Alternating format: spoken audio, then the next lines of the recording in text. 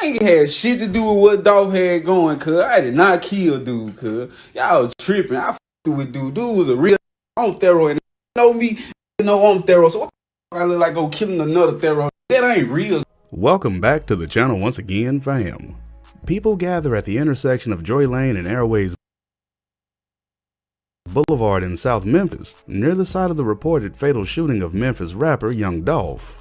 The 36-year-old rapper allegedly walked into the shop Makita's Butter Cookies to make a purchase when an unidentified person drove up and shot him. Cuz y'all on some straight lame police ass shit, trying to put two and two together, thinking you know what's going on when you all don't know shit. All these bad pro hats out here ain't got shit to do with what dude had going. This on a mob, on fam mob, they know else on me out to do shit.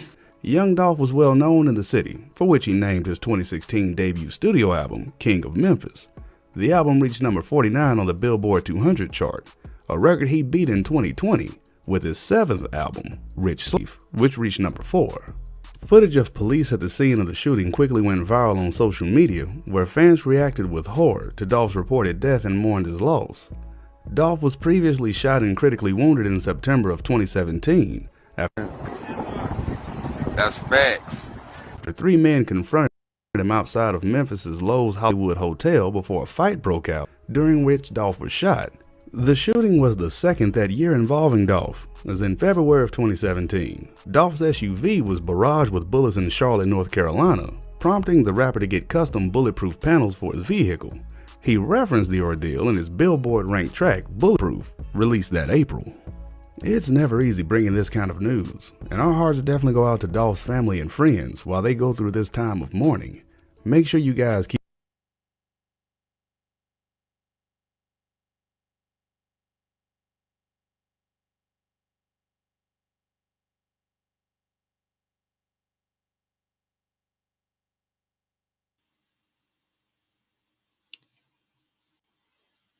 Damn, that was really, it's crazy, man. You see the guy, he's saying that it ain't him. I seen this before when XXX Tentacion was killed. They was blaming a rapper at the time, a young rapper. He was like a young rapper from out there, I think in Florida, and they was blaming him for this murder. And then he ended up going viral by coming out saying it wasn't me, it wasn't me. His name was Soldier, something like that. And he ended up going like viral and becoming like a little artist. And it's so crazy, you know what I mean? So is this person doing this to free his name? Because if it's not you, then people understand that it's not you. Obviously, they'll do the police work and everything and understand that it's not you. So is he doing it for a clout chase? Is he doing it because he's really being blamed? Who knows? You know what I'm saying? Maybe it's a mixture of both. You know what I mean? It don't have to be an and, a either or. It could be a mixture of both. What did you take from his demeanor though? What did you take from his demeanor? I don't know. It's a bit early, but like you said, I don't know. Is it clout chasing? Is it trying to be part of a big story? I don't know who this guy is. I've never heard of him in my life. But just the other day, they were implicating Yo Gotti, is that his name? You got it. So he was being implicated. I think that's what a lot of people will try and do, connect the dots, conspiracy theories to who's involved. It could be, in reality, it could be multiple people, couldn't it? So I don't know. I don't even like to speculate when it comes to that, because it's how things escalate and retaliation. You know, what if somebody does believe that he's guilty of being involved and something happens to him? You know, it's a good thing that he's saying no, he wasn't involved in any way. And anyone else who is being their names are being thrown into the mix, it probably would be a good idea to profess their innocence, even if they are ultimately found out to have some involvement. But hey, I don't know. It's sad. I really didn't know like Dolph or his sick, but just seeing how a lot of people loved him, and seeing videos of him with his little girl and his son, and his beautiful wife, and it was just like sad. Like, come on, like, rappers absolutely. Well, let me not say it's absolutely nothing because I don't know what caused this. But did they say that someone had tried to kill him or shoot him before? Yeah, Dolph. he had a couple of attempts on his life before. One time in Carolina, when they shot up his bulletproof vehicle, he was in a bulletproof truck, and they shot like 100 shots. He ended up making a song called "The 100 Shots." 100 Um, shots. yeah, they shot Wow. like 100 shots one time, and then one time, then the last time he was actually shot, like I think several times, if I'm not mistaken. He was shot in Hollywood. He was out there in Hollywood, and he actually got shot out there multiple times. And so yeah, like last couple of years ago, he was shot. So it was a couple of attempts that happened live.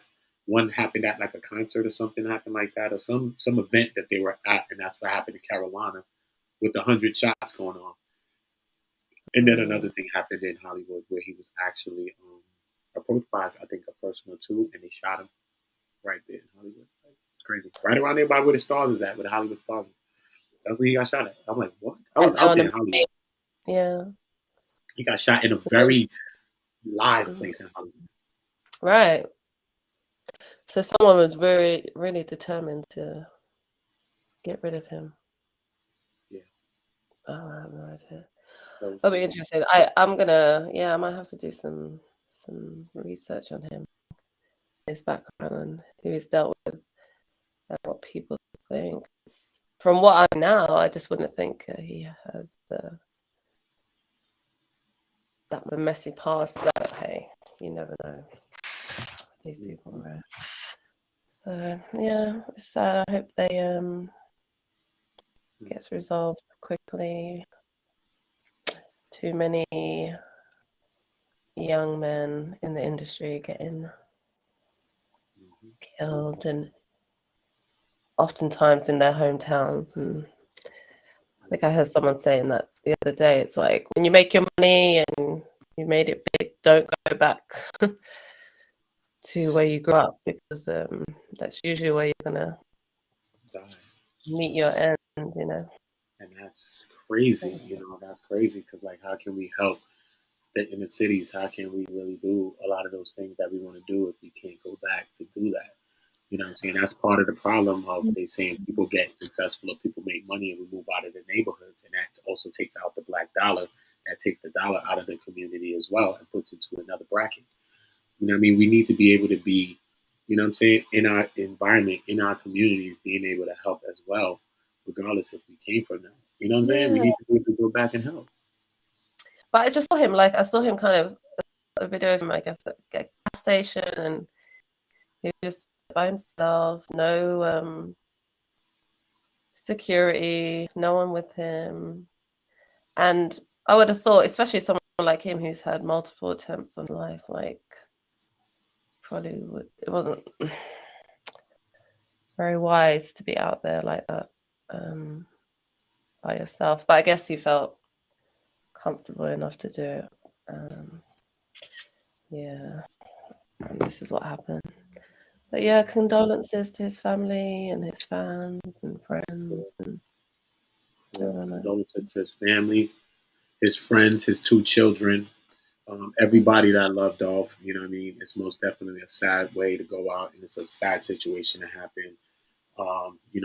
Things like this has been happening on live. We witnessed King Von be killed, and we watched that video. That was very heartbreaking. Then we also watched FBG Duck. I seen that video, which was crazy to see him damn near taking his last breaths online after being shot multiple times as well.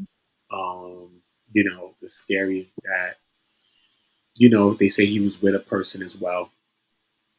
Young Dolph, they say he was with someone, they don't know.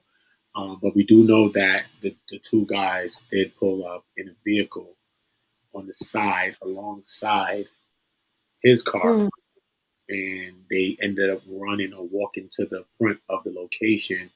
By that time, young Dolph was already walking towards the front of the window, probably looking at his car, looking, watching the parking lot, watching whatever's going on after getting his order and whatever.